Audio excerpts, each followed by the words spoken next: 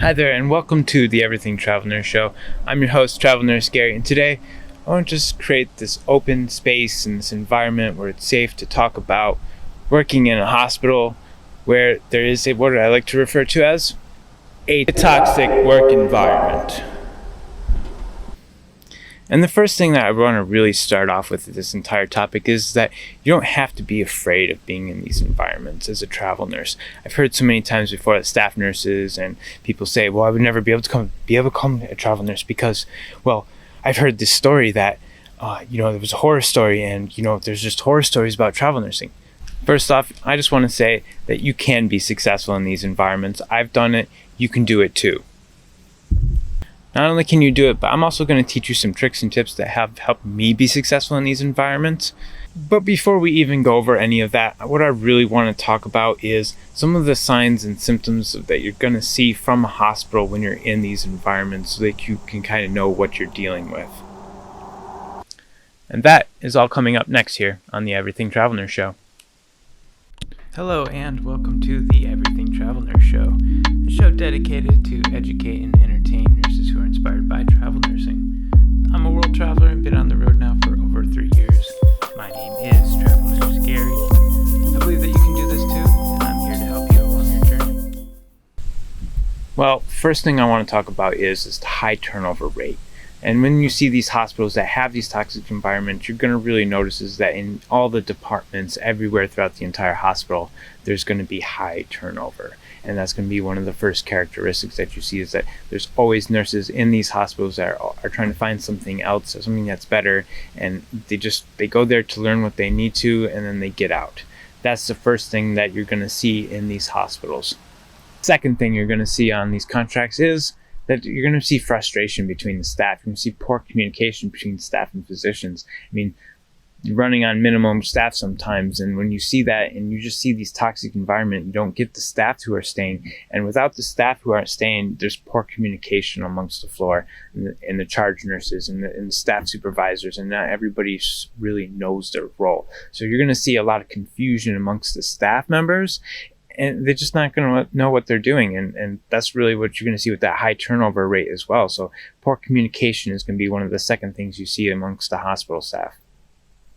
So the third thing that you're going to see, and this is something that I've really noticed is in these toxic environments where they're unable to maintain staff employees, is that you're going to see is that they have no retirement, no 401k. And I'm not even joking with you. Like, go ask the staff members. I've traveled through 13 different hospitals. I really know this stuff. And when you talk to the staff members about their retirement, a lot of times is that they're not going to have a retirement. And you're going to see that that's going to be one of the major reasons why you see staff turnover and communication and toxic work environment.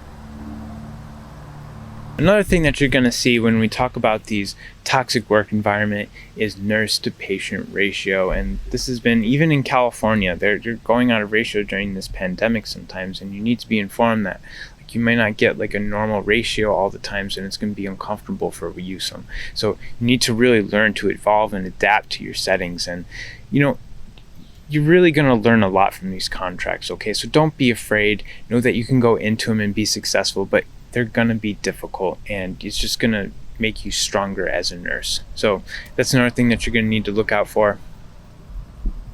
Breaks, you ask. How about when you need breaks? Do you get breaks? Well, this is something that you're going to see in these work environments, is that you're not going to get breaks sometimes, and you're going to see that this is going to really inhibit your happiness as a nurse, because when you go 36 hours in a week without getting a break, without going to the bathroom, I mean, not only do you increase your chances of getting a bladder infection from not going to the bathroom, but on top of that, it's just like consistently going like years without breaks and eating your meals. Like, it really wears you out in the long term. So this is one of the golden meccas of toxic work environment, and you really need to watch out for it. You need to get your breaks as a nurse, and long term, it's not healthy to not get your breaks.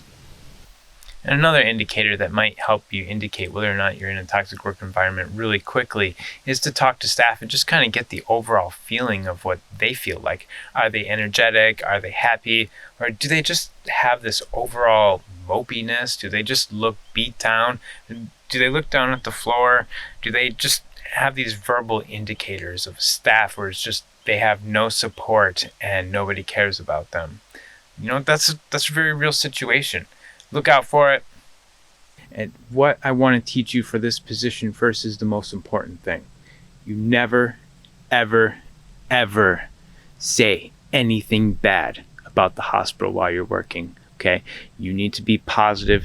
You need to be that little light that everybody likes, because then they're gonna like you and they're gonna want you to be on their side. And so when you come into these facilities and everybody's got this mental mentality that they are not gonna make it, you need to be that beacon of life for them and really kind of be that positivist for them.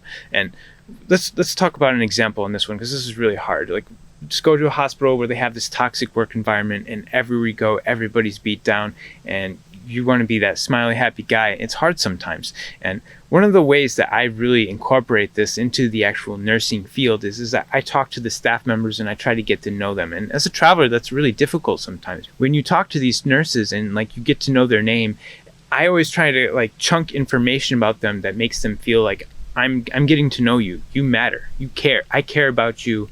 This is something that I know about you. And the next time I talk to them, I always try and repeat back to them what I learned about them. And really, honestly, my favorite thing about travel nursing is the food all the time, because I get to travel to all these really beautiful places. So when I go to these hospitals and I talk to nurses, I'm like, hey, what's your name? Oh, my name's Courtney. Oh, Courtney, it's nice to meet you. What's your favorite food? And really, you would be amazed at some of the feedback I've gotten over the last 3.5 years as a travel nurse by just being able to say, hey, that's Courtney. Her favorite food is mac and cheese.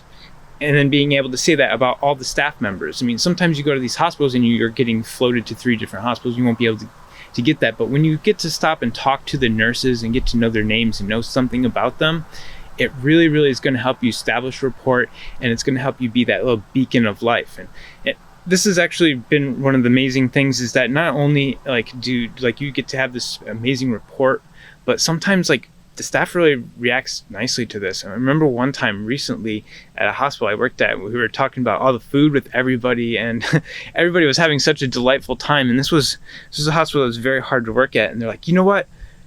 Let's have a potluck all about this place and just do food from this one city. And it was actually really amazing. I had a great time doing that contract. It was great people. It was really rough.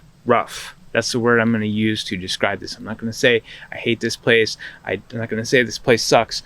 I'm not going to say anything negative. I'm going to use it like a distraction word to say at times it's a little rough here. It's not bad. It's not awful, but it can be rough. So make sure that when you talk to these nurses and you're communicating with everybody, don't say negative words like that. Kind of distract and use words that kind of have a little bit of aloofness to them, or aren't completely clear. I like it here. It's beautiful.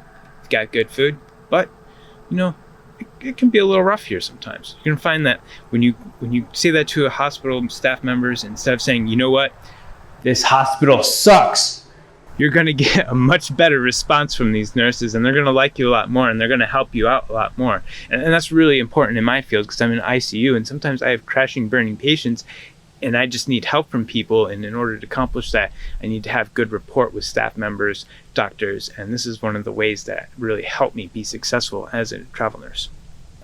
So this next technique that I want to talk to you about has been really difficult for all nurses, staff nurses and travel nurses, and that is the art of clocking in, and clocking out. And I want to really stress the importance of clocking out.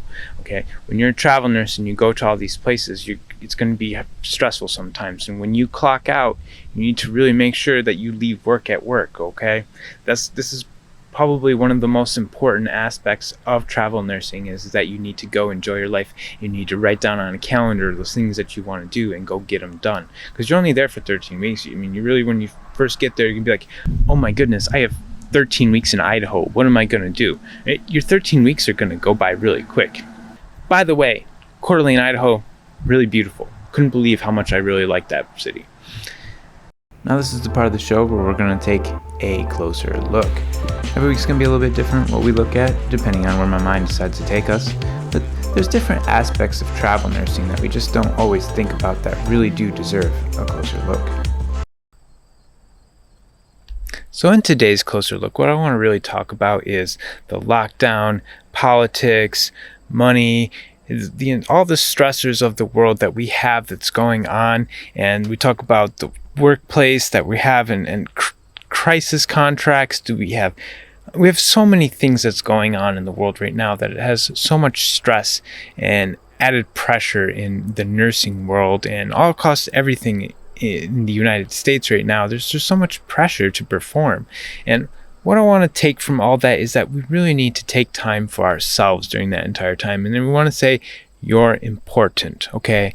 You are a nurse, you're important. Take time to really take care of yourself. And actually, I've been so caught up in this video. I mean, this is my third time shooting this video, and the first two times it just didn't work. And there's this absolutely beautiful beach that's 2 miles away down the road, and we really need to go take advantage of that situation while I'm still here, because I'm only here for a week, and I've been here 4 days, and I haven't had time to go do it because I've been so caught up in this video. So let's get a workout in, let's go run down to it, and let's get it done. All right, so we've got our workout clothes, and we don't really do podcasts where they're on the go, but I say we just pick up and go for it.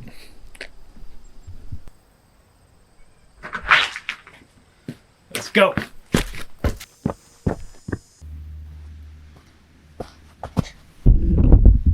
Alright, you guys, so we're finally here at the beach, and what I want to say is that there's so many problems that I've got at home, there's so many problems I've got at going work, but I'm clocking out.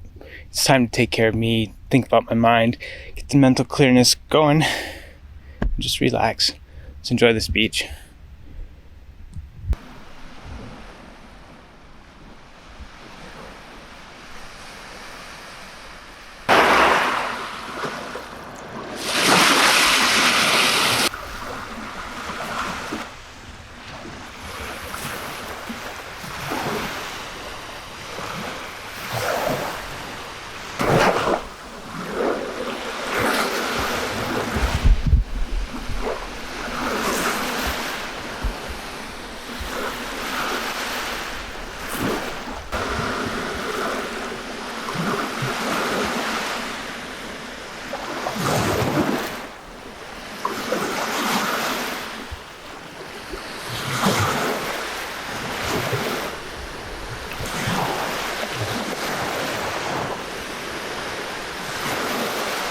So one of these other things that I want to talk about while being successful in these toxic work environments is that you really just need to be like a Jedi Knight. And that is, you're just going to put your hood up, and some days it's going to be really hard. It's not going to be enjoyable, but you just need to smile, get through this, put your hood up, and then just go do your job. Especially if you're going to be doing these crisis contracts where you're going to be in the isolation and lockdown units.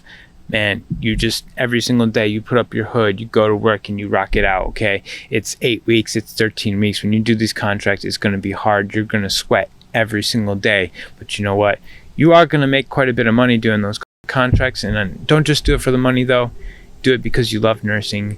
Do it because you love going out and exploring new things. Travel nursing isn't just about money. You can really enjoy this job. It's really fulfilling, and everywhere you go across the US, there's different things that can really offer you in terms of food, in terms of like different packages and weather.